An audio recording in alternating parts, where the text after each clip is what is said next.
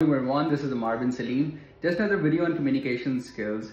One of the worst catastrophes that could happen to somebody who is trying to come up as a genuine person is that people take him or her as an imposter.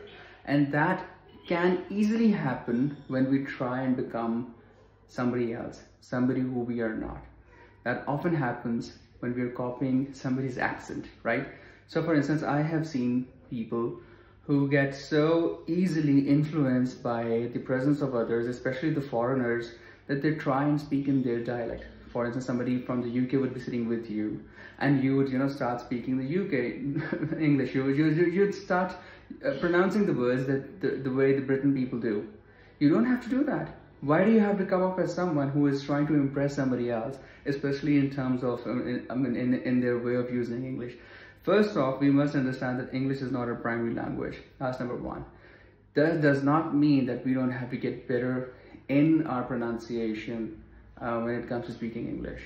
But all you really have to do is to make sure that you are picking up a certain dialect. It could be US way of speaking English, or it could be the UK way of speaking English, or the Australian way, whatever way. Once you have picked up that dialect, make sure you're pronouncing your words the way those people do. You have to make an effort, because it's so varied. The pronunciations are so different between all these dialects that you can easily get confused. But try and make sure that you have something picked up. But once you have done that, you don't have to necessarily switch between different dialects based on the people that you are interacting with.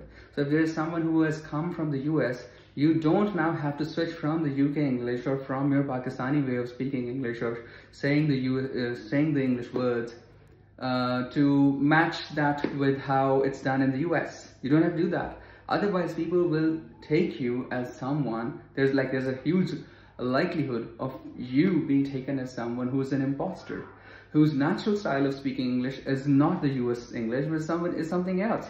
You don't want to do that. So make sure whenever you're conversing, you are actually employing your own style, and you are just making sure that you are delivering the words correctly in that dialect that you have selected, right? So these are my 2 cents in terms of improving your communications.